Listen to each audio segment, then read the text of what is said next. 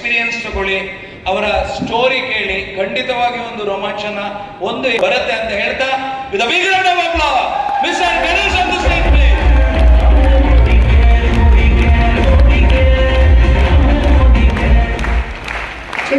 Hello hello, ನಮಸ್ತೆ, good morning, ನಮಸ್ಕಾರ.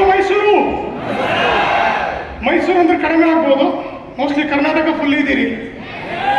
ನಮಸ್ತೆ Karnataka, thank you so much,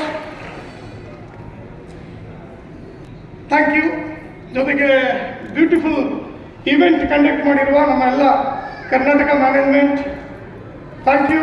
ರಿಜಿಲ್ sir and team, super. ಇವೆಲ್ಲ ನಾವು ಜಾಯ್ನ್ ಆಗಿ ಡೇಸ್ಗಳಲ್ಲಿ ಇದನ್ನು ನಾವು ಮಿಸ್ ಮಾಡ್ಕೊಂಡಿದ್ದೀವಿ. ಆ್ಯಂಡ್ ಇವಾಗ ಕಂಪನಿ ಕಡೆಯಿಂದನೇ ಇದರ ಒಂದು ಪೇಚಾನ್ ಈವೆಂಟ್ ಲೀಡರ್ಗಳನ್ನು ಒಂದು ಅನಾವರಣ ಮಾಡೋದು, ಸಕ್ಸಸ್ ಸ್ಟೋರಿಗಳನ್ನು ಅನಾವರಣ ಮಾಡೋದು, ಸ್ವಲ್ಪ ಈ ಒಂದು ಸಿಸ್ಟಮ್ ಏನಿದೆ ಇದು ಬಂದಿರೋದು ತುಂಬ ಹೆಮ್ಮೆ ಆಗುತ್ತೆ. ಆ್ಯಂಡ್ ಮೈಸೂರಿಗೆ ನಾನು ಬರ್ತಾ ಇರೋದು, ಇದು ನನಗೆ ತುಂಬ ಖುಷಿ ಇದೆ ನಿಮ್ಮನ್ನೆಲ್ಲ ಭೇಟಿ ಮಾಡ್ತಾ ಇರೋದು ಇವತ್ತು. ನನಗೆ ಖುಷಿ ಆಗಿದೆ ನಿಮ್ಮನ್ನು ಭೇಟಿ ಮಾಡಿ, ನಿಮಗೆ ಇನ್ನೊಂದು 2 ತಾಸಲ್ಲಿ ಖುಷಿ ಆಗುತ್ತೆ.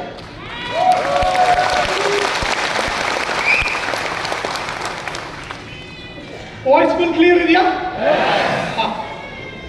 ಕನ್ನಡ ಬರುತ್ತಾ? ನನಗೆ ಕನ್ನಡ ಮಾತ್ರ ಬರೋದಕ್ಕೆ. ಬಹಳಷ್ಟು ಸರಿ ಸಾಕಷ್ಟು ಸಕ್ಸಸ್ ಸೆಮಿನಾರ್ ಮಾಡಿದ್ದೀನಿ, ಬಟ್ ಕಂಪನಿ ಕಡೆಯಿಂದ ಅಫಿಷಿಯಲ್ ಸೆಮಿನಾರ್ ಫಸ್ಟ್ ಟೈಮ್ ಮಾಡ್ತಿರೋದು ನನಗೂ ತುಂಬ ಹೆಮ್ಮೆ ಇದೆ. Thank you Rijil sir and team ನಮ್ಮ ಸೆಲೆಕ್ಟ್ ಮಾಡಿದ್ದಕ್ಕೆ. ಆ್ಯಂಡ್ ಎಲ್ಲ ನನ್ನ ಅಪ್ಲೈನ್ಗಳ ಬ್ಲೆಸ್ಸಿಂಗ್ ಒಂದಿಗೆ ಈ ಕಾರ್ಯಕ್ರಮ ನಾನು ಶುರು ಮಾಡ್ತಾ ಇದ್ದೀನಿ ವಿತ್ ಯುವರ್ ಪರ್ಮಿಷನ್.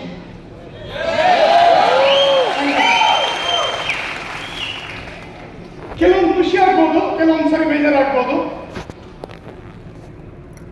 ಕೆಲವೊಂದು ಮಾತು ನೀವು ತಗೊಳ್ಬೋದು, ಕೆಲವೊಂದು ತಗೊಳ್ಳದೇ ಇರ್ಬೋದು.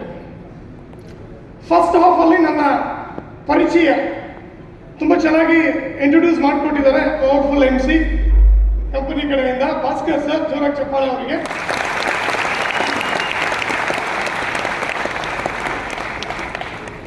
ಓಕೆ, ಸೊ ನನ್ನ ಜರ್ನಿ ನೋಡ್ತಾ ಹೋಗೋಣ. ಮೊದಲು ನಾನು ಬೇಸಿಕಲಿ ಅವ್ರು ಹೇಳಿದ್ರು ಮಲ್ನಾಡಿಯಿಂದ ಬಂದಿದ್ದು ಅಂತ, ಬಟ್ ನಾನು ಮೂಲತಃ ಮಲ್ನಾಡವನಲ್ಲ, ಕರಾವಳಿಯವರು. ಉಡುಪಿ ಡಿಸ್ಟಿಕ್ಕು ಈಗ ಬೈಂದೂರು ತಾಲೂಕಾಗಿದೆ. ನಮ್ಮ ಹೆರೆಂಜಾಲು ಅಂತ ಒಂದು ಗ್ರಾಮ ಅನ್ನೋದಕ್ಕಿಂತ ಕುಗ್ರಾಮ ಅಂದರೆ ಕರೆಕ್ಟ್ ಇರುತ್ತೆ, ಯಾಕಂದರೆ ಅದೊಂಥರ ಡೆಡ್ ಎಂಡ್, ಬಸ್ ಸ್ಪೆಷಾಲಿಟಿ ಇರೋದಿಲ್ಲ ಅಲ್ಲಿಗೆ. ರೋಡ್ ಇವಾಗ ಆಗಿದೆ. ಸೊ ಆ ಒಂದು ಜಾಗದಿಂದ ಬಂದವನು.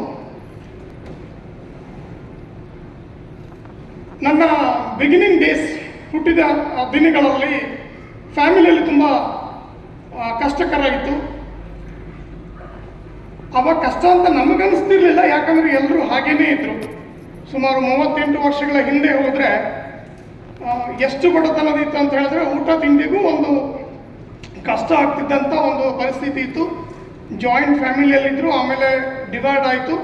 ಸಾಮಾನ್ಯವಾಗಿ ರೈತ ಕುಟುಂಬಗಳು ಡಿವೈಡ್ ಆಗೋದನ್ನು ನೀವು ನೋಡಿರ್ತೀರಿ. ಸೊ ಜಮೀನುಗಳೆಲ್ಲ ಭಾಳ ತುಂಬ ಕಡಿಮೆ ಜಮೀನು, ಎಕರೆಗಟ್ಟಲೆ ಜಮೀನಿದ್ದವರಲ್ಲ. ಹಾಗಾಗಿ ಯಾವುದೇ ರೀತಿಯ ವಾಣಿಜ್ಯ ಬೆಳೆ ಇರಲಿಲ್ಲ. ಸೊ ಹಾಗಾಗಿ ಆದಾಯ ಅಂತ ಇರಲಿಲ್ಲ. ನಾವು ಬೇಸಿಕಲಿ ಬೆಳೀತಿದ್ದು ಭತ್ತ ಮಾತ್ರ. ಅದನ್ನು ನಾವು ನಮ್ಮ ಮನೆಯಲ್ಲಿ ಊಟ ತಿಂಡಿಗೂ ಸಾಕಾಗ್ತಿರ್ಲಿಲ್ಲ, ಅಷ್ಟು ಭತ್ತ ಬೆಳೀತಿದ್ವಿ, ಅಂದ್ರೆ ಅಷ್ಟು ಜಮೀನಿತ್ತು. ಜಮೀನಿಂದ ಡಿವೈಡ್ ಆಗಲಿಲ್ಲ, ಮತ್ತೆ ಪಾಲು ಹಾಕ್ಲಿಕ್ಕೆ ಆಗಲ್ಲ. ನಾವೆಲ್ಲರೂ ಮೊದಲು ಜಮೀನ್ದಾರ ಫ್ಯಾಮಿಲಿಯವರು ಎಲ್ಲ 100-150 ಎಕರೆ ಇದ್ದವರು ಇದ್ದಾರೆ. ಈಗ ಅಲ್ಲ, ಸುಮಾರು ವರ್ಷದ ಹಿಂದೆ ಅಲ್ಲ, ಅದನ್ನು ತುಂಡು ಮಾಡಿ ಇನ್ನೂ ತುಂಡು ಮಾಡ್ಲಿಕ್ಕೆ ಆಗದಿರೋ ಸ್ಥಿತಿಗೆ ಬಂದಿದೆ. ನಮ್ಮನೇಲೂ ಹಾಗೇನೆ. ನಮ್ಮನೇಲಿ ಇದ್ದ ಜಮೀನು 8-9 ಪಾಲು ಮಾಡಬೇಕಾಗಿತ್ತು, ಯಾಕಂದ್ರೆ ನಾವು 9 ಜನ ಮಕ್ಕಳಿದ್ವಿ. ನವಗ್ರಹ ಕೇಳಿದ್ರಲ್ಲ, 9ನೇ ನಾವು.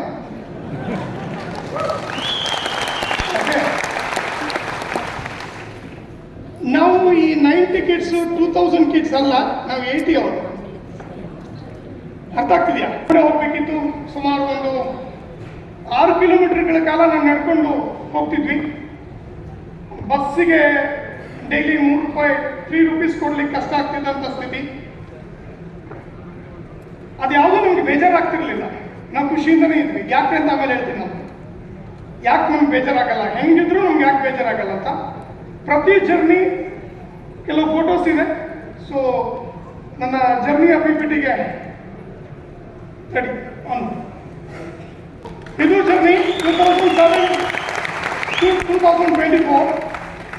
2007 ಇಂದ 24ಕ್ಕಿಂತ ಹೋಗೋಕ್ಕಿಂತ ಮುಂಚೆ ಈ 2007ಕ್ಕಿಂತ ಹಿಂದೆ ನೋಡ್ಬೇಕು ನಾವೀಗ.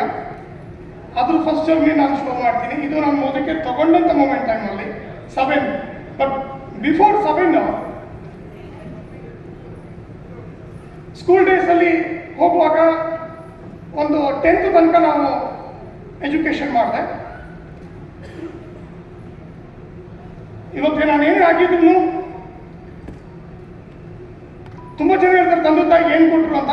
ನಮಗೆ 2 ವಿಶೇಷವಾಗಿ ಕೊಟ್ಟಿದ್ದಾರೆ. ಒಂದು ನಮಗೆ ಜನ್ಮ, ಇನ್ನೊಂದು ಶರೀರ, ಇನ್ನೊಂದು ಸಂಸ್ಕಾರ.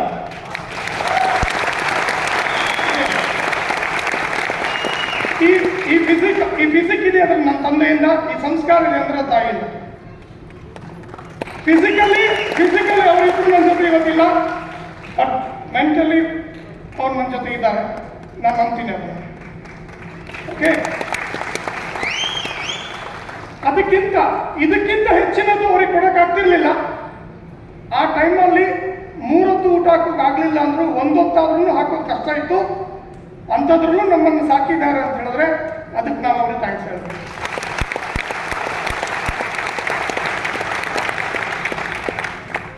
ದೇವರಿಗೂ ನಾವು ಬೈಕೊಂಡಿದ್ದಿತ್ತು ಬುದ್ಧಿ ಇಲ್ದಿದ್ದಾಗ. ಏನ್ ಗೊತ್ತಾ, ಯಾಕೆ ಹುಟ್ಟಿಸ್ಬೇಕಿತ್ತು ಈ ಸಂಭ್ರಮಕ್ಕೆ ಅಂತ. ಅಂದ್ರೆ ಈ ತರದ್ದು ಜೀವನಕ್ಕೆ ನಮ್ಮನ್ನು ನನ್ನ ತಂದೆ ನಾವು ಮಿಸ್ ಮಾಡ್ಕೊಂಡು ಸುಮಾರು 28 ವರ್ಷ ಆಗಿದೆ. ನಾನು 10 ವಯಸ್ಸಿದ್ದೆ ಅವಾಗ. ಹಾಗಾಗಿ ಅವರ ಒಂದು ಒಡನಾಟ ನಂಗೆ ಸಿಗ್ಲಿಲ್ಲ. ಕಷ್ಟದಲ್ಲಿ ನಮಗೆ ಪ್ರೀತಿಗಿಂತ ಜಾಸ್ತಿ ಪೆಟ್ಟೆ ಜಾಸ್ತಿ ಬೀಳ್ತಾ ಇತ್ತು. ಇವಾಗೆಲ್ಲ ಊಟ ಮಾಡಲ್ಲ ಅಂದ್ರೆ ಹಠ ಮಾಡಿದ್ರೆ ಮುದ್ದು ಮಾಡ್ತಿದ್ರು, ಆವಾಗ ಹೊಡಿತಿದ್ರು. ಹೊಡೆದ್ಬಿಟ್ಟು ನಾವು ಊಟ ಮಾಡಬೇಕಿತ್ತು. ಊಟ ಮಾಡಲ್ಲ ಅಂತ ನಾವು ಹೇಳ್ತಾನೆ ಇರಲಿಲ್ಲ, ಯಾಕಂದ್ರೆ ಕೊಡೋದು ಸಿಗೋದೇ ಕಷ್ಟ ಇತ್ತು. ಇದು ಪರಿಸ್ಥಿತಿ. ಅವಾಗ ನಾನು ಏನೋ 4th standard 5th 6th 10th ಓದಿದೆ. ನಮ್ಮ ಯೂನಿವರ್ಸಿಟಿ ನೀವು ನೋಡ್ಬೇಕಂದ್ರೆ ಇಲ್ಲಿದೆ ನೋಡಿ. ಇದು ಖುಷಿ ವಿಚಾರ. ಈಗಲೂ ಬಿದ್ದೋಗಿಲ್ಲ, ಆಗಲೇ ಇದೆ, ಇನ್ನೂ ಇದೆ. ಗೌರ್ಮೆಂಟ್ ಸ್ಕೂಲಲ್ಲಿ ಓದ್ದವರು, ಗೌರ್ಮೆಂಟಿಂದ ಸಪೋರ್ಟ್ ಅಂತ ತಗೊಂಡಿದ್ದು ನಾವು ಮೋಸ್ಟ್ಲಿ ಇದು ಅನ್ಸುತ್ತೆ. ಅದಕ್ಕೆ ಈಗ ನಾವು ಏನು ಕಲ್ತಿದ್ದೀವಿ ಅದಕ್ಕೆ ಗೌರ್ಮೆಂಟಿಗೆ ಟ್ಯಾಕ್ಸ್ ಕಟ್ತಾ ಇದ್ದೀವಿ.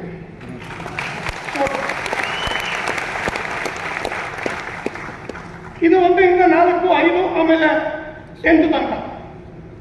10th ತನಕ ಎಕ್ಸಾಮ್ ಬರ್ದ್ವಿ. ರಿಸಲ್ಟ್ ಏಪ್ರಿಲ್ 10ನೇ ತಾರೀಕು ರಿಸಲ್ಟ್ SSLCದು. ಎಲ್ರಿಗೂ ಒಂಥರ ಟೆನ್ಷನ್. ನಮಗೇನು ಟೆನ್ಷನ್ ಇರಲಿಲ್ಲ,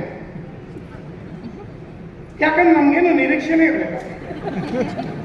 ಎಷ್ಟು ಕಾನ್ಫಿಡೆನ್ಸ್ ಇತ್ತು ಅಂದ್ರೆ ಅಡ್ವಾನ್ಸ್ ಆಗಿ ಬೆಂಗಳೂರು ಟಿಕೆಟ್ ಬುಕ್ ಆಗಿತ್ತು.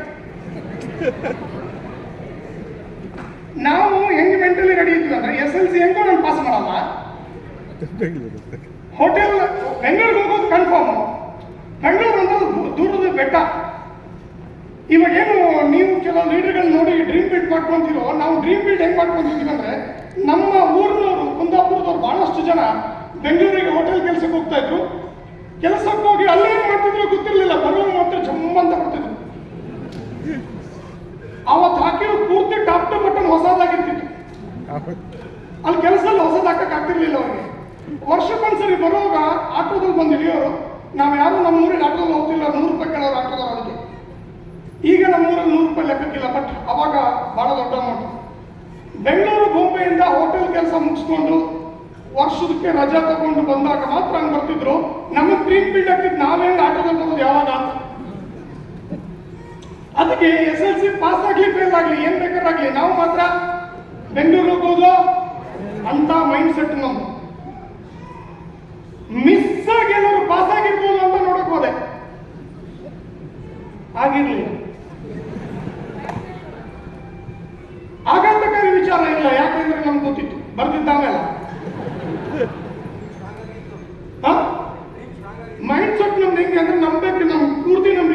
ಪಾಸ್ ಆಗೋದಿಲ್ಲ ಅಂತ. ಆದ್ರೆ ಒಂದೇ ಒಂದು ನಿರೀಕ್ಷೆ ಯಾವ್ದು ಮೇಲೆ ಗೊತ್ತಾ? ಅದೃಷ್ಟದ ಮೇಲೆ. ನಿಮ್ಗೆ ಈಗ ಅನ್ಸಿರ್ಬೋದು ನಮ್ಗೆಲ್ಲ ಅದೃಷ್ಟ ಇದೆ ಅಂತ. ನಮ್ಗೆ ಅದೃಷ್ಟದ ಬಗ್ಗೆ ನಂಬಿಕೆನೇ ಇದೆ. ಯಾಕೆ ಗೊತ್ತಾ? ನಾವು SLC ಯಾವಾಗ ಫೇಲ್ ಆಗ್ಬೇಕಾಗಿ ಪಾಸ್ ಆಗ್ಲಿಲ್ವೋ ಅವಾಗಲೇ ಗೊತ್ತಾಯ್ತು ಅದೃಷ್ಟ ಇಲ್ಲ. ಆಮೇಲೆ ಬೆಂಗಳೂರಿಗೆ ಹೋಗಿ ಹೋಗ್ಬೇಕನ್ನೋದು ಮಾತ್ರ ನಮ್ಮ ಮೈಂಡ್ ಅಲ್ಲ. ನಮ್ಗೆ ಎಲ್ಲಿ ನಾವು ಯಾಕೆ SLC ಫೇಲ್ ಆಗಿದ್ದು ನಮ್ಗೆ ಬೇಜಾರಾಗಿಲ್ಲ. ಯಾಕೆ ಅಂತ ಆಮೇಲೆ ಹೇಳ್ತೀನಿ. ಹೋಟೆಲ್ ಕೆಲಸ ಫಸ್ಟ್. ಹೋಟೆಲ್ ಕೆಲಸದಲ್ಲೂ ಏನ್ ಮಾಡ್ತೀಯ ಅಂತ ಕೇಳಿದ್ರು. ಆವಾಗಲೇ ಗೊತ್ತಾಗಿದ್ದು ನಂಗೆ ಹೋಟೆಲಲ್ಲೂ ತುಂಬಾ ಕೆಲಸ ಇರ್ತದೆ ಅಂತ. ಯಾವುದು ಸಿಗ್ಲಿಲ್ಲ. ಆಮೇಲೆ ಕ್ಲೀನರ್ ಕೆಲಸಕ್ಕೆ ಹಾಕಿದ್ರು. ಯಾಕಂದ್ರೆ ತಟ್ಟೆ ಅನ್ಸ್ಕೊಳ್ಳಿಕ್ ಬರುತ್ತೆ. ಆ ಕೆಲಸಕ್ಕೆ ಹಾಕಿದ್ರು 1200 rupees salary. Vijayanagara Shantisagar hotel. ಈ ಫೋಟೋ ಇದೆಯಲ್ಲ, ಇದು ಹೋಟೆಲ್ ಹೋದ್ರ ಮೇಲೆ ಅಕೌಂಟ್ ಓಪನ್ ಮಾಡಿ ಬ್ಯಾಂಕ್ ಪಾಸ್ಬುಕ್ ಅಲ್ಲಿ ಇದ್ದ ಫೋಟೋ. ಇದೇ ನನ್ನ ಮೊದಲ ಫೋಟೋ. ಅದಕ್ಕೆ ಮುಂಚೆ ನಾನು ಫೋಟೋ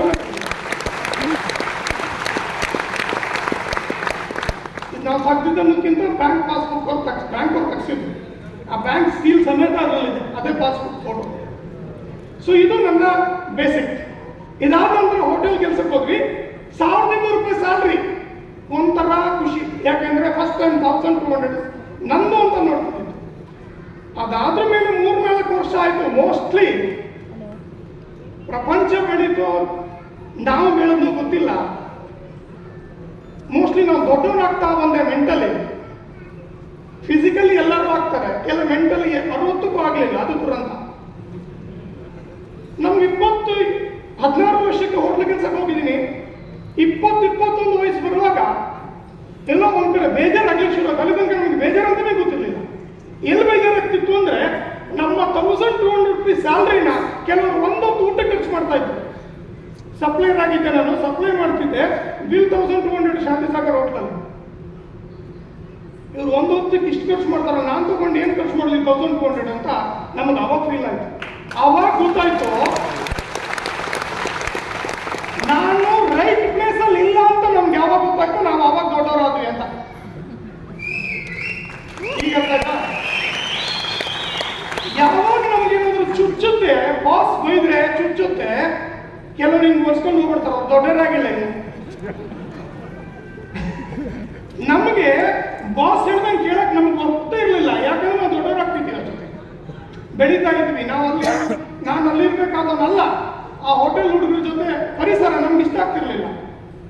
ನಾನು ಏನಾದ್ರು ಮಾಡ್ಬೇಕಂತ ಅನ್ಸಿದ್ದು ನನಗೆ 21ನೇ ವಯಸ್ಸಲ್ಲಿ. ಆ ಟೈಮ್ನಲ್ಲಿ ನಾನು ಓದ್ಬೇಕಿತ್ತು ಅಂತ ನಮ್ಗೆ ಅವಾಗ ಅನ್ಸುತ್ತೆ. ಈಗ ದೊಡ್ಡವರಾದ ಮೇಲೆ ಅನ್ಸೋದಲ್ಲ. ಈ ಸ್ಯಾಲ್ರಿ ಸಾಕಾಗ್ತಿಲ್ವಲ್ಲ ಅಂತಲೂ ಅನ್ಸುತ್ತೆ. ಈ ಸಂಬಳ ತಗೊಂಡು ಬೆಂಗಳೂರಿಗೆ ಹೆಂಗ್ ಬದುಕೋದು, ಹೆಂಗ್ ಮದುವೆ ಆಗೋದು, ಯಾರು ಹುಡುಗಿ ಕೊಡ್ತಾರೆ, ಇದ್ರ ಬಗ್ಗೆ ಎಲ್ಲ ಯೋಚನೆ ಮಾಡಿದ್ದೆ ನಾನು ಅವಾಗ. ಆದ್ರೆ ಕಾಲ ಮಿಂಚಿತ್ತು. ಮತ್ತೆ ಬಿಸ್ನೆಸ್ ಮ್ಯಾನ್ ಆಗ್ಲಿಕ್ಕೆ ಸಂಬಳ ಅಂದ್ರೆ ಬಂಡವಾಳ ಇರಲಿಲ್ಲ. ಏನ್ ಮಾಡ್ಬೇಕಂತ ಐಡಿಯಾ ಇರಲಿಲ್ಲ. ಸಾಲ ಕೊಡ್ಲಿಕ್ಕೆ ಯಾರು ಬ್ಯಾಕಪ್ ಇರಲಿಲ್ಲ. ಸಾಲ ಮಾಡೋ ಧೈರ್ಯನೂ ಇರಲಿಲ್ಲ. ಅವಾಗ ಸಾಲ ಮಾಡ್ದೇನೆ, ಬಂಡವಾಳ ಹಾಕ್ದೇನೆ ಒಬ್ಬ ಬಿಸ್ನೆಸ್ ಮ್ಯಾನ್ ಆಗ್ಬೋದು, ನಮ್ಮ ಕನಸು ಮಾಡ್ಕೋಬಹುದು ಅಂತ ತೋರಿಸ್ಕೊಟ್ಟಂತ ಏಕೈಕ ದಾರಿ ಅದು ಮೋದಿಗೆ.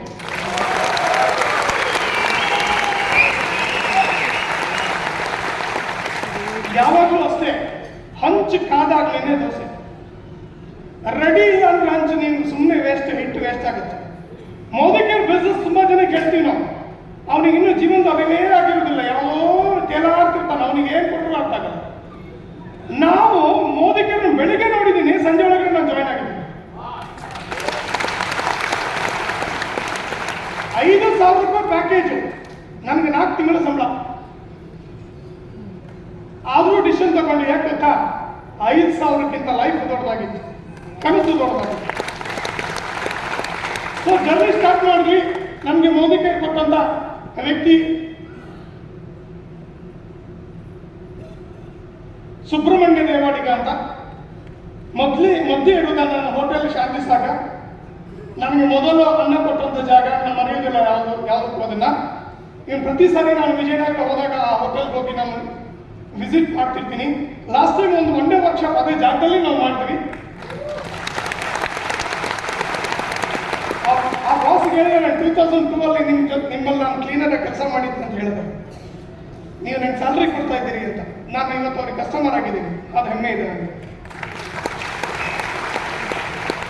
ಇದರಲ್ಲಿ ಇನ್ನೊಂದು ದುರಂತ ಇದೆ ಗೊತ್ತಾ, ಆ ಹೋಟ್ಲಲ್ಲಿ ಕೆಲಸ ಮಾಡುವ ಸಪ್ಲೈಯರ್ ನನ್ನ ಜೊತೆ ಇದ್ದವ್ರು ಇನ್ನೂ ಕೆಲವರು ಅಲ್ಲೇ ಇದ್ದಾರೆ. ಇನ್ನು ಲಾಸ್ಟ್ ಬಿಲ್ ಪೇಮೆಂಟ್ ಅಲ್ಲಿ ಟಿಪ್ಸ್ ನಾನು ಹೆಂಗೆ ಕಾಯ್ತಿದ್ದೋ ಇವರು ಅದನ್ನು ಕಾಯ್ತಾ ಇದ್ದಾರೆ. ನಾನು ಟಿಪ್ಸ್ ತಗೊಳ್ಳೋ ಜಾಗದಲ್ಲಿಲ್ಲ, ಕೊಡೋ ಜಾಗದಲ್ಲಿ ಇದ್ದೀನಿ. Thanks to Modi.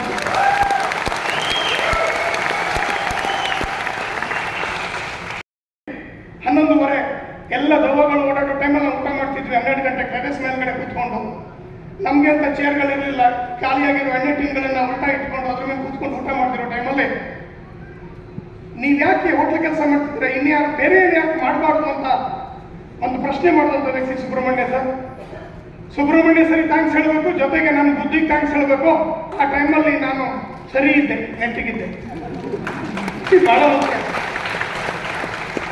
ಆ ಟೈಮಲ್ಲಿ ಏನಾದರೂ ನೆಗೆಟಿವ್ ಥಾಟ್ಸ್ ಥಿಂಕ್ ಮಾಡಿದ್ರೆ ಎಲ್ಲಿ ಪೇಚಾನ್, ಎಲ್ಲಿ ಗಣೇಶ್ ದೇವಡಿಗೆ ಪೇಚಾನ್ ಇರ್ತಿತ್ತು, ಗಣೇಶ್ ದೇವಡಿಗೆ ನಿಂತಿರ್ತಿರ್ಲಿಲ್ಲ. ಒಂದು ಅವಕಾಶ, ಒಂದು ನಿರ್ಧಾರ ಎಲ್ಲಿ ತನಕ ತಗೊಂಡೋಗುತ್ತೆ ಅನ್ನೋದಕ್ಕೆ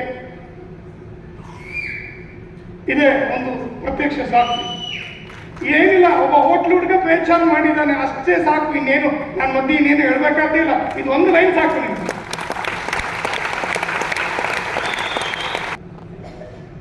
ಒಂದು ಮನೆಯಲ್ಲಿ ಹೋಮ್ ಮೀಟಿಂಗ್ ಅಲ್ಲಿ ಮೋದಿ ಕೇಟ್ ನೋಡ್ದೆ ನಾನು. ಮನೆಯಲ್ಲಿ ಸಾಧಿಸ್ಬೋದು ಅನ್ನೋ ಒಂದು ಭರವಸೆ ನನಗೆ ಬಂತು. ಸೊ ಭರವಸೆ ಬಂದ್ರ ಮೇಲೆ ನಾನು ಈ ಬಿಸ್ನೆಸ್ ಒಳಗಡೆ ಜಾಯ್ನ್ ಆದೆ. ಬಿಗಿನಿಂಗ್ ಅಲ್ಲಿ ಅವ್ರು ಏನು ಹೇಳ್ತಾರೆ ಅದನ್ನು ಕೇಳ್ತಾ ಬಂದೆ. ಇಲ್ಲ ಕಂಪನಿ ಮೇಲೆ. ಯಾವಾಗ ಟೌನ್ ಹಾಲ್ ಇವೆಂಟಿಗೆ ಹೋದೆ, ಆಮೇಲೆ ಅಲ್ಲಿಂದ Ambedkar Bhavan, every week town hall event, ಅದಾದ್ರ ಮೇಲೆ ಅಂಬೇಡ್ಕರ್ ಭವನ್ ಸಕ್ಸಸ್ ಸೆಮಿನಾರ್ ನಡೀತಿದ್ವಿ. ಈ ಥರ ಪೇಚಾನಿಗೆ ನಾವು ಸಕ್ಸಸ್ ಸೆಮಿನಾರ್ ಅಂತ ಕರೀತಿದ್ವಿ. ಪ್ರತಿ ತಿಂಗಳು ನಮ್ಮ ಗ್ರಾಚಾರಕ್ಕೆ ಸಂಡೇನೇ ಬರ್ತಿತ್ತು.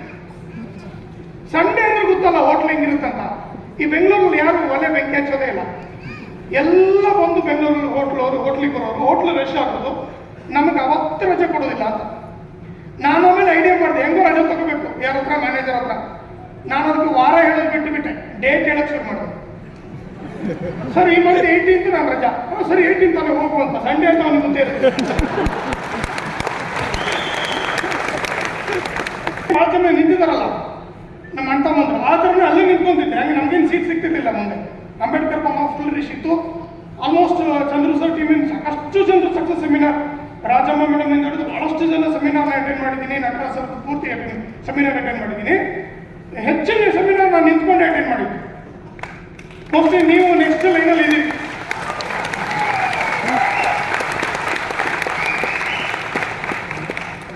ಡ್ಯೂಟಿಗೆ ಹೋಗ್ಬೇಕಲ್ಲ, ವಾಪಸ್ ಹೋಟ್ಲಿಗೆ ಹೋಗ್ಬೇಕಲ್ಲ ಮತ್ತೆ. ಅವಾಗ ಮ್ಯಾನೇಜರ್ ಫುಲ್ ಬರ್ರ ಅಂತಿರ್ತಿದ್ರು, ಗರಂ ಆಗಿರ್ತಿದ್ರು. ನಮ್ಗೊಂದು ಕಾನ್ಫಿಡೆನ್ಸ್ ಏನು ಗೊತ್ತಾ, ಸರ್ ಡ್ಯೂಟಿ ಮಾಡಬೇಕಾ ಬೇಡವಾ ಅಷ್ಟೇ. ನಾವು ಮೀಟಿಂಗ್ ಮುಗಿಸ್ಕೊಂಡು ಹೋಗಿದ್ದು 7 ಗಂಟೆ ಆಗ್ತಿತ್ತು. 7 ಗಂಟೆಗೆ ಹಂಗ ಹೋಟ್ಲ್ ರಶ್ ಆಗೋದು. ಸಂಡೇ ಬೇರೆ, ನಾನು ನೋಡ್ಕೊಂಡು ಟೇಬಲ್ ಖಾಲಿ ಇರ್ತಿತ್ತು. ಸರಿ ಡ್ಯೂಟಿ ಮಾಡು ಅಂತ ಹೇಳ್ಬಿಡ್ತಿದ್ರು. ಬೇಡ ಅಂದ್ರೆ ನಾನು ರೆಡಿ ಇರ್ತಿದ್ದೆ. ಯಾಕೆ? ದುಡಿಯೋಕ್ಕೆ ಸಾರ ಹೋಟ್ಲು, ಸಕ್ಸಸ್ ಆಗೋಕೆ ಒಂದೇ ದಾರಿ ಅದು ನೋಡಿಕೆ. ಬಿಸ್ನೆಸ್ ಪ್ರೋಗ್ರಾಮ್ ಮೀಟಿಂಗ್ಗಳನ್ನು ಯಾವಾಗ ನೋಡಿದೆ, Ambedkar Bhavan town hall regular ಇವೆಂಟ್ಗಳನ್ನು ಯಾವಾಗ ಅಟೆಂಡ್ ಮಾಡಿದೆ, ಪರಿವರ್ತನೆಗಳನ್ನೆಲ್ಲ, ಆವಾಗ ನನ್ನ ಮೈಂಡ್ ಸೆಟ್ ಆಗಿದ್ದು ಈ ಹೋಟೆಲ್ ಕೆಲಸ, ಈ ಬಾಸು, ರಜೆ ತಗೊಳ್ಳೋದು ಇವೇನಿದ್ರು ತಾತ್ಕಾಲಿಕ. ಸ್ವಲ್ಪ ದಿನದ ಮಟ್ಟಿಗೆ ನಾನು ಇದನ್ನು ಸಹಿಸಿಕೊಳ್ಳಲೇಬೇಕು, ಜಾಸ್ತಿ ದಿನ ನಾನು ಇಲ್ಲಿ ಇರಲ್ಲ ಅನ್ನೋದು ನನ್ನ ಗ್ಯಾರಂಟಿ ಆಗಿತ್ತು. ಆದರೆ ಅಲ್ಲಿಂದ ಹೊರಗಡೆ ಬರಲಿಕ್ಕೆ ಊಟ ತಿಂಡಿಗೆಲ್ಲ ಕಷ್ಟ ಆಗುತ್ತಿತ್ತು. ಹಾಗಾಗಿ ಎಲ್ಲ ಕೊಟ್ಟಿರೋದ್ರಿಂದ ಅಲ್ಲೇ ಇರಬೇಕಾಗಿತ್ತು. ಸೊ ನಿಧಾನ ಟೀಮ್ ಕಟ್ತಾ ಇಬ್ಬರೇ ಡೌನ್ ಟೌನ್ ಹಾಲ್ ಫೋಟೋಸ್ ಇಲ್ಲಿದೆ. ಇಲ್ಲೇ ಇದೆ ನೋಡಿ, ಒಂದು ಸೆಕೆಂಡ್. ಇದು ಟೌನ್ ಹಾಲ್ ಫೋಟೋ. ಟೌನ್ ಹಾಲಲ್ಲಿ ನಾನು ನಮ್ಮ ಅಪ್ಲೈ ಆವಾಗ ಇನ್ಶರ್ಟ್ ಮಾಡಿ ಟೈ ಹಾಕೊಂಡು ಪ್ರೋಗ್ರಾಮ್ಗಳಲ್ಲಿ ಬರ್ತಿದ್ದ ಸಮಯ ಅಲ್ಲಿ ಯಾರು ಹಿಂದೆ ಕೂತಿದೆ. ಟೌನ್ ಹಾಲ್ ಪಕ್ಕದಲ್ಲಿ ಒಂದು ಪಾರ್ಕ್ ಥರ ಜಾಗ ಇದೆ. ಸೊ ಆ ಸ್ಪಾಟ್ ನಮ್ಮ ಹತ್ರ ತವ್ರ ಮನೆ, ಗುರುಕುಲ ಎಲ್ಲ ಅದೇ. ಚಂದ್ರ ಸರ್ ಹೇಳಿದಾಗ ನಾವು ಟೌನ್ ಹಾಲ್ ಹುಡುಗರು ಅಲ್ಲಿ ಬೆಳೆದಿದ್ದು. ಅದಾದ ನಂತರ ಅದೇ ಫ್ರಂಟ್ ಲೈನು ಜೊತೆ ನಾವು ವರ್ಕ್ ಮಾಡ್ತಾ ಫಸ್ಟ್ ಅಚೀವ್ಮೆಂಟು ಸಿಲ್ವರ್ ಅಚೀವ್ಮೆಂಟ್ ಆಗಿದ್ದು. ಸಿಲ್ವರ್ ಅಂದರೆ ಈಗ ಡೈರೆಕ್ಟರ್ ಅಂತ ಅನ್ಕೋಬಹುದು, ಬಟ್ ಸಾರಿ, ಡೈರೆಕ್ಟರ್ ಅಲ್ಲ. 2,30,000 BV ಸತತವಾಗಿ 6 ತಿಂಗಳ ಸ್ಟಾರ್ ಅಂತ ಅಚೀವ್ಮೆಂಟ್ ಮಾಡಬೇಕಿತ್ತು. ಸ್ಟಾರ್ ಅಚೀವ್ಮೆಂಟ್ ಮಾಡಿದೆ, ಒಂದು ಫಾರಿನ್ ಟ್ರಿಪ್ ಸಿಕ್ತು. ನಾವು ನಿನ್ನೆ ಕಂಪ್ನಿ ಹೇಳ್ತಾ ಇದ್ದೆ, ನಾವು ಮೊದಲು ಫಾರಿನ್ ಟ್ರಿಪ್ ಹೋಗಿದ್ದು, ಫಸ್ಟ್ ಫಾರಿನ್ ಟ್ರಿಪ್ ಮಲೇಷಿಯಾ.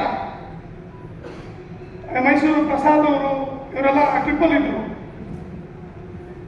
ಇವಾಗ ನಿಮಗೆ 7 ತಿಂಗಳಿಗೆ ಸೇರಿಸಿ 2 ಲಕ್ಷ ವಸೂಲು ಮಾಡಿ ಕೇಳಿದ್ದಾರೆ ಶ್ರೀಲಂಕಾ ಟ್ರಿಪ್ಸ್.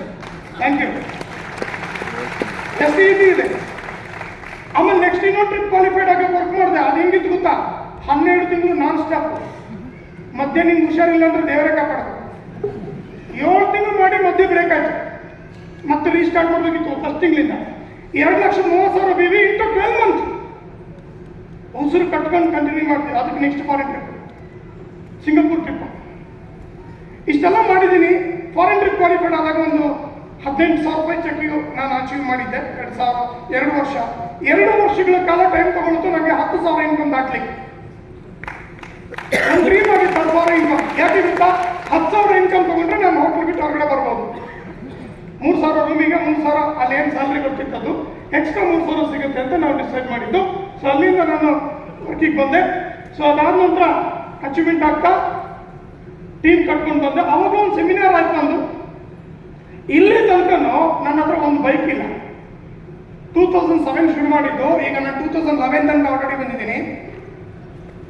2007 ಇಂದ 11 ತನಕನೂ ನನ್ನ ಹತ್ರ ಬೈಕ್ ಇಲ್ಲ. ನಾನು BMTC ಬಸ್ ಎಲ್ಲ ಓಡಾಡಿಕೊಂಡು ಬಿಸ್ನೆಸ್ ಅನ್ನು ಕಟ್ಟಿದ್ದು. ನಾನು ಕಾರ್ ಇದ್ರೆ ಮಾಡ್ತೀನಿ, ನಾನು ಬೈಕ್ ಇದ್ರೆ ಮಾಡ್ತೀನಿ, ಅದೆಲ್ಲ ಕತೆಗಳು, ಓನ್ಲಿ ಸ್ಟೋರಿ. ನೆಪ ಆಗ್ತದೆ. ನನಗೆ ಅಡ್ವಾಂಟೇಜ್ ಏನು ಕೇಳಿ, ಹೋಟ್ಲ್ ಹುಡುಗ ಹಿಂಗಾಗ್ಲಿಕ್ಕೆ ಏನು ಕಾರಣ ಅಂದ್ರೆ ಮೇಜರು ಒಂದು ಟ್ರೈನಿಂಗು, ಇನ್ನಷ್ಟು ಬುಕ್ಸ್. ನನ್ನ ಹತ್ರ BMTC ಪಾಸ್ ಇರೋದು. ಪಾಸ್ ಜೋಬಲ್ಲಿ ಇರ್ತಿರ್ಲಿಲ್ಲ, ನನ್ನ ಹತ್ರ ಬುಕ್ಕಲ್ಲಿ ಇರ್ತಿತ್ತು. ಬುಕ್ ತೆಗಿತಿದ್ದೆ, ಪಾಸ್ ತೋರಿಸ್ತಿದ್ದೆ. ಆ ಬುಕ್ಕಲ್ಲಿ ಸ್ಟಡಿ ಮಾಡಿ ಎಲ್ಲಿಗಾಯ್ತು ಆ ಪಾಸ್ನಲ್ಲೇ ಇಟ್ಬಿಟ್ಟು ಮತ್ತೆ ಬ್ಯಾಗಲ್ಲಿ ಹಾಕೊಂಡು ಫೀಲ್ಡ್ ಔಟ್ಗೆ. ಸುಮಾರು ಒಂದು 20-30 ಪರ್ಸನಾಲಿಟಿ ಡೆವಲಪ್ಮೆಂಟ್ ಬುಕ್ಕನ್ನು BMTCಲೇ ಮುಗಿಸಿದ್ದೀನಿ. ಇದು ನನ್ನ ಮೈಂಡ್ ಸೆಟ್ ಅನ್ನ, ನಾನು ಇಲ್ಲಿ ತನಕ ಕೇಳಿಸ್ಕೊಂಡು ಬಂದಿರೋ ನೆಗೆಟಿವಿಟಿನ ಇದು ಫಿಲ್ಟರ್ ಮಾಡ್ತಾ, ಕ್ಲೆನ್ಸ್ ಮಾಡ್ತಾ ಬಂತು. ಯಾರು ನನ್ನ ಜೊತೆ ನೆಗೆಟಿವ್ ಮಾಡ್ತಾರೆ ಅವ್ರು ಸಂಘನೇ ಬಿಟ್ಟರು. ನಂದು ಇನ್ನೊಂದು ಅಭ್ಯಾಸ ಇದೆ. ನಮ್ಮ ಮನೆಯಲ್ಲಿ ತುಂಬಾ ಅತಿ ಕಡಿಮೆ ಮಾತಾಡುತ್ತಾನೆ. ಅಂದ್ರೆ ಉಳಿದವ್ರಿಗೆ ನನ್ಗಿಂತ ಎಷ್ಟು ಮಾತಾಡ್ಬೋದು ಅಂತ ಯೋಚನೆ ಮಾಡಬೇಡಿ. ನಾನು ಈಗಲೂ ಸ್ಟೇಜ್ ಬಿಟ್ಟು ಮತ್ತೆ ಸೈಲೆಂಟ್. ವಿಷಯ ಇದ್ರೆ ಮಾತ್ರ ಮಾತಾಡ್ತೀನಿ. ಆಮೇಲೆ ಇನ್ನೊಂದು ವಿಷಯ, ನನ್ನ ಹತ್ರ ಯಾರು ಓಲ್ಡ್ ಫ್ರೆಂಡ್ಸೇ ಇಲ್ಲ. ನಿಮ್ದು ವಾಟ್ಸಪ್ ಗ್ರೂಪಲ್ಲಿ ಎಷ್ಟು ಗ್ರೂಪ್ ಇರುತ್ತೆ ಹೇಳಿ? SSLC ಫ್ರೆಂಡ್ಸು, ಆ ಫ್ರೆಂಡ್ಸು, ಈ ಫ್ರೆಂಡ್ಸು, ಕಟ್ಟೆ ಫ್ರೆಂಡ್ಸು. ನಮ್ಮ ಹತ್ರ ಓನ್ಲಿ ಮೋದಿ ಕೆರೆ ಗ್ರೂಪ್ ಬಿಟ್ಟರೆ ಮತ್ತೆ ಯಾವ ಗ್ರೂಪಲ್ಲ ನಾನಂದ್ರೂ ಇಲ್ಲ. ಯಾಕೆಂದ್ರೆ ಈಗಲೂ ಅಷ್ಟೇ ಸ್ವಲ್ಪ ಬದಲಾಯಿಸ್ಕೊಂಡಿದ್ದೀನಿ. ಅವರಾಗೆ ಮಾತಾಡ್ಸೋ ತನಕ ನಾನು ಮಾತಾಡೋ ವ್ಯಕ್ತಿ ಅಲ್ಲ. ಆದ್ರೆ ಈ ಬಿಸ್ನೆಸ್ಗೆ ಸೂಟ್ ಆಗ್ತಿರ್ಲಿಲ್ಲ. ನನ್ನನ್ನು ನಾನು ಬದಲಾಯಿಸ್ಕೊಳ್ಳೇಬೇಕಿತ್ತು, ಫ್ರೆಂಡ್ಸ್ಗಳನ್ನ ಮಾಡ್ಕೊಳ್ಳೇಬೇಕಾಗಿತ್ತು. ಹೋಟೆಲ್ ಗ್ರೂಪ್ ಇತ್ತು. ಹೋಟ್ಲಲ್ಲಿ ಯಾರು ಹೊಸಬ್ರು ಜಾಯ್ನ್ ಆಗ್ತಾರೋ ನೋಡ್ತಿದ್ವಿ ನಾವು. ಯಾಕಂದ್ರೆ ಅವ್ರು ಹೋಟ್ಲಿಗೆ ಹೊಸಬ್ರು ಜಾಯ್ನ್ ಆದ್ರೆ ನಮ್ಮ ಮೆಮೊರಿ ಜಾಗಕ್ಕೆ ಒಬ್ಬರು ವ್ಯಕ್ತಿ ಬಂದ್ರು ಅಂತ. ಮೆಮೊರಿ ಜಾಗಕ್ಕೆ ಅರ್ಥ ಆಗುತ್ತಲ್ಲ, ಪ್ರಾಸ್ಪೆಕ್ಟ್ ಲಿಸ್ಟ್, ಹೊಸ ಪ್ರಾಸ್ಪೆಕ್ಟ್ ಆಡ್ ಮಾಡ್ಕೊಂತ. ಆದ್ರೆ ಅವ್ರದ್ದು ನೆಗೆಟಿವ್ ಗ್ರೂಪ್ ಇತ್ತು. ಹೆಂಗ್ ಗೊತ್ತಾ? ನೋಡು, ಅವರೇ ಪ್ಲಾನ್ ಮಾಡೋರು. ಗಣೇಶ ನೋಡು, ಅವ್ನು ಮಾತಾಡ್ತಾನೀಗ ಮಾತಾಡ್ತಾ ನೋಡು, ಬೆಳಿಗ್ಗೆ ಕರ್ಕೊಂಡು ಹೋಗ್ತಾ ನೋಡು ಮೀಟಿಂಗಿಗೆ ಕರ್ಕೊಂಡು ಹೋದ. ಫಾಲೋ ಅಪ್ ನಾನು ಮಾಡ್ತಿರ್ಲಿಲ್ಲ, ಅವರೇ ಮಾಡ್ಕೊಂತೀನಿ. ಎಲ್ಲಿ ಹೋಗಿದ್ದೆ, ಏನ್ ಹೇಳಿದ್ರು, ಕಾರ್ ಕೊಡಿಸ್ತೀನಿ ನನ್ನ ಫಾರಿನ್ ಟ್ರಿಪ್ ಹೋಗೋದಂದ್ರೆ ಆ ಕತೆ ನೀನು ಮುಗಿತು ಅಂತ. ಒಂದೇ ನನ್ನ ಸಂಘ ಬಿಡೋನು, ಇಲ್ಲ ನೆಕ್ಸ್ಟ್ ಡೇ ಅವನು ಕೆಲಸನೇ ಬಿಡೋನು. ಇವತ್ತಿಗೂ ಆ ಹೋಟ್ಲಿಂದ ಒಬ್ಬನ್ನೂ ನಾನು ತರಲಿಕ್ಕಾಗಲಿಲ್ಲ. 80 ಜನ ಕೆಲಸ ಮಾಡಿದ್ರು ಹೋಟ್ಲಲ್ಲಿ, ಒಬ್ಬನು ನನ್ನ ಜೊತೆ ನಾನು ಮೋದಿಗೆ ಜಾಯ್ನ್ ಮಾಡಿಸ್ಕೊಳ್ಳಲಾಗಲಿಲ್ಲ. ಹಾಗಾಗಿ ಮತ್ತೆ ಅಪರಿಚಿತ ವ್ಯಕ್ತಿಗಳನ್ನೇ ಪ್ರಾಸ್ಪೆಕ್ಟ್ ಲಿಸ್ಟಿಗೆ ಆಡ್ ಮಾಡಬೇಕಾದಂಥದ್ದು, ಮತ್ತೆ ನನ್ನ ವ್ಯಕ್ತಿತ್ವವನ್ನು ಬದಲಾಯಿಸ್ಕೊಳ್ಬೇಕಾದಂಥ ಪರಿಸ್ಥಿತಿ ಅಲ್ಲಿ ಕ್ರಿಯೇಟ್ ಆಯಿತು. ಈ ಬಿಸ್ನೆಸ್ ಅಲ್ಲಿ ನಾನು ಎಕ್ಸ್ಪ್ಲೋರ್ ಆಗ್ತಾ, ಎಕ್ಸ್ಪೆಂಡ್ ಆಗ್ತಾ, ಸ್ಟ್ರೆಚ್ ಆಗ್ತಾ ಬಂದೆ. ಅಂಡ್ ಇಂಟರ್ನಲ್ಲಿ ನಾನು ಬಿಲ್ಡ್ ಆಗ್ತಾ ಬಂದೆ. ಈ ಪರಿಸ್ಥಿತಿಗಳಿಗೆ ಹೊಂದಿಕೊಳ್ಳುವ ಕೆಪಾಸಿಟಿನ ನಾನು ಬಿಲ್ಡ್ ಮಾಡ್ಕೊಂತ ಬಂದೆ. ಇದು ಸಾಥ್ ಕೊಟ್ಟಿದ್ದು ಟ್ರೈನಿಂಗ್ ಇವೆಂಟ್ಸ್ಗಳು, ಪ್ರಶಾಂತ್ ಪ್ರೋಗ್ರಾಮ್ಗಳನ್ನು ಅಟೆಂಡ್ ಮಾಡಿದ್ದೆ. ಯಾವಾಗ ಟ್ರಿಪ್ ಎಲ್ಲ ಹೋಗಿ ಬಂದೆ ನಾನು, ಅವಾಗ ಒಂದು ನನಗೇನು ಗೊತ್ತಿದೆ ಅದನ್ನು ನಾನು ಟೀಚ್ ಮಾಡ್ಲಿಕ್ಕೆ ಶುರು ಮಾಡಿದೆ. ಸುಮಾರು ನನ್ನ first success seminar Saint John's auditorium ಕೋರಮಂಗಲದಲ್ಲಿ ಬ್ಯಾಂಗ್ಳೂರಲ್ಲಿ 2011ರಲ್ಲಿ ನಡೆದಿದೆ. 3000 ಜನ ಪ್ರೋಗ್ರಾಮ್.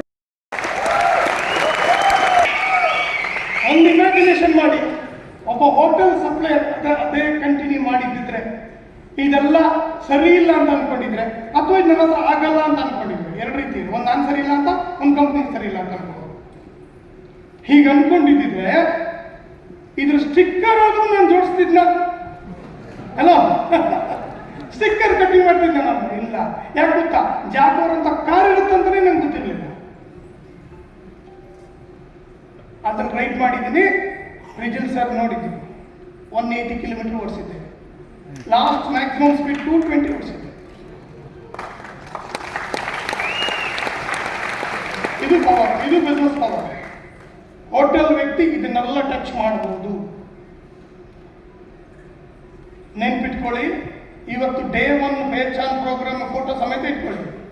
ನೆಕ್ಸ್ಟ್ ನಿಂದೆ ಪೇಚಾನ್ ನೆನ್ಪಿಟ್ಕೊಳ್ಳಿ. ಸದ್ಯಕ್ಕೆ ಸಣ್ಣದೊಂದು ಡ್ರೀಮ್ ಹೌಸ್ ಅಲ್ಲ, ಸ್ವಂತ ಮನೆ ಇರಬೇಕನ್ನೋ ಒಂದು ಕನಸು. ಹಾಗಾಗಿ ಒಂದು ಸಣ್ಣ ಮನೆ, ಅದನ್ನು ನಾನು ಅಂದ್ಕೊಂಡಿದ್ದೆ ಎಲ್ಲದೂ ಅದ್ರಲ್ಲಿ ಇಲ್ಲ. ಸದ್ಯಕ್ಕೆ ಹೊಂದಿದೆ ಈಗ ಅಷ್ಟೆ. ಇದೇ ಫೈನಲ್. ಅರ್ಥ ಆಗ್ತಿದೆಯಾ? ಈ ರೀತಿ ಇದಾದ ನಂತರ ಬಹಳಷ್ಟು ಹೋಟೆಲ್ ಸಪ್ಲೈ ಮಾಡ್ಕೊಂತ ಸ್ಟಾಫ್ ರೂಮಿಗೆ ಓಡೋದು. ಮಧ್ಯೆ ಸ್ಕೋರ್ ಎಷ್ಟಾಯ್ತು ನೋಡ್ಕೊಂಡ್ಬರೋದು. ಪ್ರಪಂಚದ 2ನೇ ಅತಿ ದೊಡ್ಡ ಗ್ರೌಂಡ್ MCG ಗ್ರೌಂಡ್ ಆಸ್ಟ್ರೇಲಿಯಾದಲ್ಲಿ ಯಾರ ಜೊತೆ ಕೂತಿದ್ರು?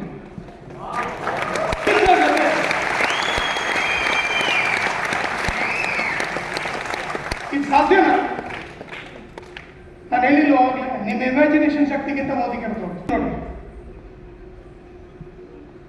ಬಟ್ ಆಮೇಲೆ ಫೋಟೋ ಈ ತೆಗೆದಿದ್ದೇನಿದೆಲ್ಲ, ಇದು ವಿಶೇಷವಾದ ಫೋಟೋ. ಯಾಕೆ ಗೊತ್ತಾ, ಫೋಟೋ ತೆಗೆದಿದ್ದು 89th ಫ್ಲೋರಲ್ಲಿ. ಸ್ನ್ಯಾಪ್ ಇರುವಾಗ 89, 90 ಇರಲಿಲ್ಲ, 90 ಕೈಯಲ್ಲಿ ಚಂದಿಸ್ಕೊಂಡಿದ್ದೀನಿ. ಆ ಬ್ಯಾಟಲ್ಲಿ 3 ಲೆಜೆಂಡ್ ಸಿಗ್ನೇಚರ್ ಇದೆ. ಒಂದು ಸಮೀರ್ ಸರ್, ಇನ್ನೊಂದು ಆಸ್ಟ್ರೇಲಿಯಾ ಕ್ಯಾಪ್ಟನ್ ಕ್ಲಾರ್ಕ್ ಅವ್ರದ್ದು, ಇನ್ನೊಂದು ನಮ್ಮ ಇಂಡಿಯನ್ ಟೀಮಲ್ಲಿ ಆಡಿದವರು ಸುನಿಲ್ ಗವಾಸ್ಕರ್. ನಮ್ಮ ರಾಜು ಡಿ ಜಿ ಸರ್ ನನ್ನ ಪರಿಚಯ ಮಾಡಿ ಕೊಡ್ತಾ ಇದ್ರು. ಅದೊಂದು ಎಮೋಷನಲಿ ಒಂದು ಹಗ್ಗಿದೆ ಅಲ್ಲಿ, ನಿಮ್ಗೆ ಕಾಣಿಸುತ್ತೆ. ರಾಜು ಸರ್ ಹೇಳಿದ್ರು, great apply. Raju D G sir ಒಂದ್ಸರಿ ಚಪ್ಪಾಳೆ. ನಮ್ಮ ಟೀಮ್ ಇವರು ಹೋಟೆಲ್ ಸಪ್ಲೈರ್ ಆಗಿದ್ರು, ಈಗ 1 lakh ಪ್ಲಸ್ ಅರ್ನ್ ಮಾಡ್ತಿದ್ದಾರೆ ಪ್ಲಾನಿಂದ ಅಂತ SMAP ಬಂದಾಗ ಸ್ಟಾರ್ಟಿಂಗ್ಗೆ ಸಿಂಗಾಪುರಲ್ಲಿ. ಇದು ಜೈಪುರಲ್ಲಿ ನಾವು ಒಂದು ಪ್ರೋಗ್ರಾಮ್ ಹೋಗಿದ್ವಿ. ಅವರು ಟೀ ಕುಡಿತಾ ಇದ್ರು. ಟೀ ಕುಡಿಯೋ ಜಾಗಕ್ಕೆ ನಾನು ಹೋದೆ. ಕೆಳಗಿಟ್ಟು ನಿಂತ್ಕೊಂಡು ನನ್ನ ಹಕ್ ಮಾಡಿದ್ರು. ಅಲ್ಲಿಗೆ ನಾನು ಅನ್ಕೊಂಡೆ, ನಾನು ಯಾವ ಹೋಗ್ಬೇಕಂತ ಅನಿಸ್ತು. ಆದ್ರೆ ಇಷ್ಟು ಬೇಗ ಈಡೇರಿತು ಅಂತ ಗೊತ್ತಿರಲಿಲ್ಲ. ಲಾಸ್ಟ್ ಓಲಿ ಆ ಸಮೀರ್ ಸರ್ ಮನೆಯಲ್ಲಿ ಟಾಪ್ 100 ಲೀಡರ್ಗಳಲ್ಲಿ ನಾನು ಇದ್ದೆ. ಸಪೋರ್ಟಿವ್ ಆಗಿ ನಿಂತ್ಕೊಂಡವರು ಇದೆ, ಕ್ವಾಲಿಟೀಸ್ ಇದೆ. ನಾನು ಬರೀ ಟೊಳ್ಳಾಗಿದ್ದೆ, ಖಾಲಿ ಇದ್ದೆ, ಏನು ಬುದ್ಧಿವಂತ ಅಲ್ಲ. SLC ಫೇಲ್ ಮಾಡೋಕ್ಕಾಗಿರೋ ದಡ್ಡ, ಪಾಸ್ ಮಾಡೋಕ್ಕಾಗಿರೋ ದಡ್ಡ. ಯಾವ ಜಾಬನ್ನು ಸೆಲೆಕ್ಟ್ ಮಾಡ್ಕೊಳ್ಳೋದು, ಹೋಟ್ಲಲ್ಲಿ ಕ್ಲೀನರ್ ಆಗಿ ಕೆಲಸ ಮಾಡಿದಂಥ ದಡ್ಡ. ಇಂಥ ವ್ಯಕ್ತಿನೂ ಸಹಿತ ಇಂಥ ಅಪ್ಲೈನ್ ಜೊತೆ ಸೇರಿಕೊಂಡ್ರೆ ಹಿಂಗಾಗ್ಬೋದು. ಅವರೆಲ್ಲ ನನಗೆ ಆ ಊರನ್ನ ತುಂಬಿದ್ರು, ಪವರ್ನ ತುಂಬಿದ್ರು. ಅವರ ಬ್ಲೆಸ್ಸಿಂಗ್ ಇಂದ ಇವತ್ತು ನಮಗೆಲ್ಲ ಸರಿ, ಇದು ನಿಜ ಅಂತ, ಇದನ್ನೆಲ್ಲ ನಂಬೋದ ಅಂತ. ಇದನ್ನೆಲ್ಲ ನಂಬುದೇ ಇರಬಹುದು, ಯಾಕೆಂದ್ರೆ ನಾನೇ ಇದನ್ನು ನಂಬಕ್ಕೆ ಸಾಧ್ಯ ಆಗ್ತಿಲ್ಲ. ಆದ್ರೂ ಇದು ನಿಜ. ಆಯ್ತಾ? ಹೆಂಗಾಯ್ತು ಇದೆಲ್ಲ ನಿಮ್ಗೆ ಬೇಕಾ? ಬ್ರೈನ್ ಟ್ರೇಸಿ ಅವರು ಹೇಳ್ತಾರೆ, only difference between successful people and non successful people is ಮಾಡಿ. Thank you so much.